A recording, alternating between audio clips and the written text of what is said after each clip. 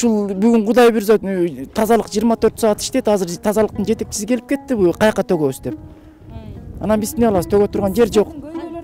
Канча техника бар? Бизге мынакей 2 айдан бери мына запчас жетишпей атат. Запчас жок. Ишканада 3 техникабыз бар, мына 3 тең сынды, 3 тең жок мына. Бүгүн 0 да, эчтеке жок. Бүгүн түртөргөй жумушка чыкпай калдык.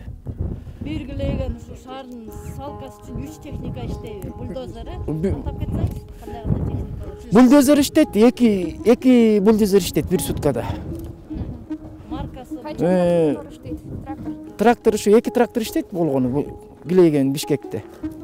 130. Трактордун эскилигин айтыңыз да. Бул буга кеп 3 Кытайдын сундугу чыккан ал. Бул буга 3 жыл болду келгенине.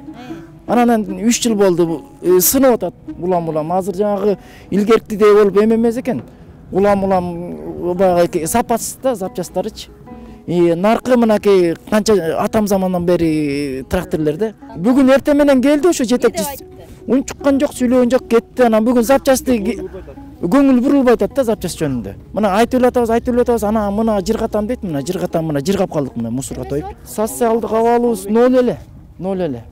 Мына бизге мына ден соолук кетип атат жылдан жылга элечи. Жылдан жылга эле кетип атат ден соолук. Мына өзүңүздөр көрүп атасыздар, могу диоксид деген түтүн бар экен. Бул жерде 22 жыл иштеп, 22 жыл иштесең уже рак обеспечение экен да. Анан коркуп атабыз да, могу ар бир могул жерде 16 жумушчу бар. 16 жумушчунун ден соолугуна күйгөн эч ким жок. 16 жумушчунун ден соолугуна эч ким күйгөн жок. Мына ар бирибизде оорубуз азырчы. Мындай айткандачы. Эч ким эч жакындан жардам бербейт ден соолукка. Мисалы Мореге канча киши кызмат кыласыңар силер? Бул жерде 17 киши кызмат кылабыз. 17 киши. Анан баягы шаардан алыстырасыздар, жеткирип алып келип деген неме бар? Анда эчтеке жок, өзүбүздүн эмемиз менен келебиз. Тигил жактан бул жакка чейин кантип келесиңер? Маршруткалар менен келебиз. Могу жакка чейин маршрутка келебиз? Жок, тигил жерден жөө келебиз бул жакка. Бизде 1 жылда барат, 1 жылда медосмотр кылып, анан куча мынамдай кылып жазып берет ар бирибизге дарыны. Ал чөнтөгүбүздөн алабыз, медициналык тараптан эчтеке жок, өкмөт тараптан эчтеке кайрылган жок. Айлыгыбыз мынакей 4700 оклад, ноч-поч болуп атып, мынакей 10 миңге барат. Эми айла жок да, бу эмеге намордник кийин десең, багы ызып иштей албайт экенсиң. Анан түтүнгө кирип кетебиз жана диоксид деген мына азыр салафандарды тартсаңыздар, мына салафандар күйөт. Кадимгидей болуп капкара болуп түтүн чыгат, баллондор күйөт, мына мусордун баары күйөт. А күйгөндө невозможно да. Көздөн жаш чыгып, кайра чыгабыз, кайра киребиз, кайра чыгабыз. Анан эмне кылабыз анан?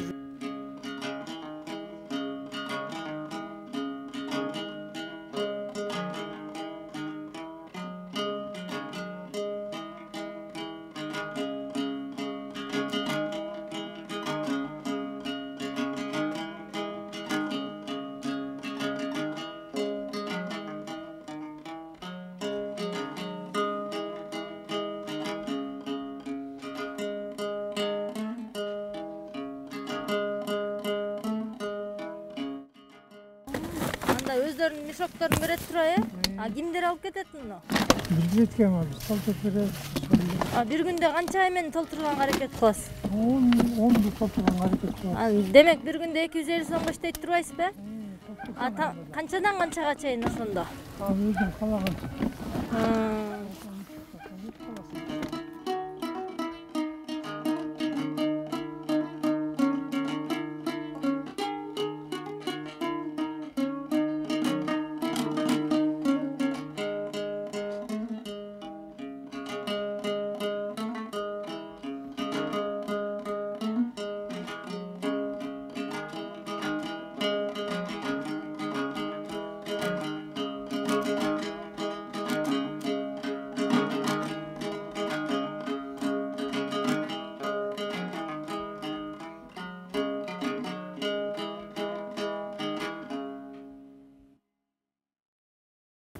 Жок, бүгүн эмес. Ушул жума накыланда сиз менен байланышабыз. Немесине карабай. Эмеге түшүп атат деди. Дайындаганбыз баардыгын. Жанагы тетиктерди алып келип берсилер, запчастарды алып келип берсилер. Ушуларды салып бир жума 10 күндүн ичинде бул тракторду жүргүзмөкпүз. Жамат бул жакта иштегендер баарлап чогултуп жүргүзмөкпүз. Мына ошонун айынан чачылган бойдон турат. Камераға жөнеле. Бир запчасть алып бербейт, же бир эч нерсе жок. Канча күннөн бери турат бул? Бул трактор күн эмес, уже 2 айдан ашты. Бул болсо жана речкага түшүп, ушундан тиги. Эми ошол тракторлордун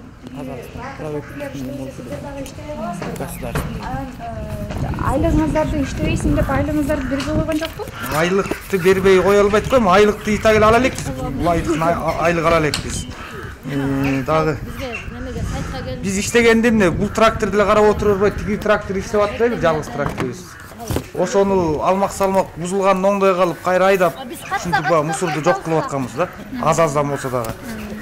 Тиги тракторубуз токтоду эле, мына запчасть десек, кагаз жазылат, кагаз жазабыз, ал кагаздан бир майнап чыкпайт, кайра запчасть келбейт. Эмне үчүн запчасть жок десе акча жок дейт. Кыскача маалымат. Уже каяка кайрыларыбыз билбейм. Бул тракторубуз токтоду, эми биз эмне кылышыбыз керек? Мына турабыз, эртең менен келгенбиз. Бүгүн интернетке биз. Азыр О, жаткандар. Эңгеде.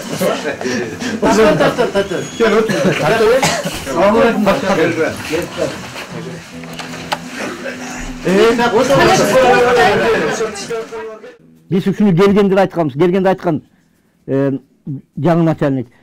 Мына январь айы болсун, бизге январь айдан баштап тиги акча которулат, биз ошондон баштап оңдойбуз деген. Январь бүттү.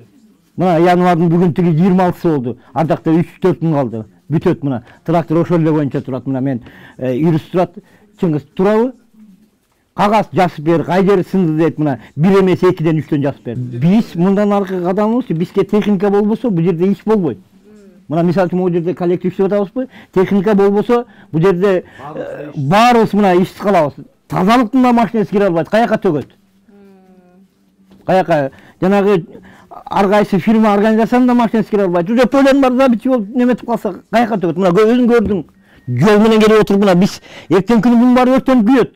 Биз каяка отурат каяка? Тазалык төкпөйт да бул жакта. Бул жерге тиги, бул жерге болгон Бишкек болгон Бишкек төгөт могу жерге.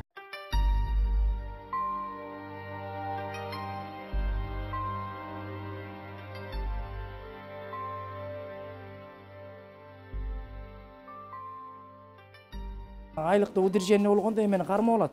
Жана соцфонд, пенсиондуу фондтункучу.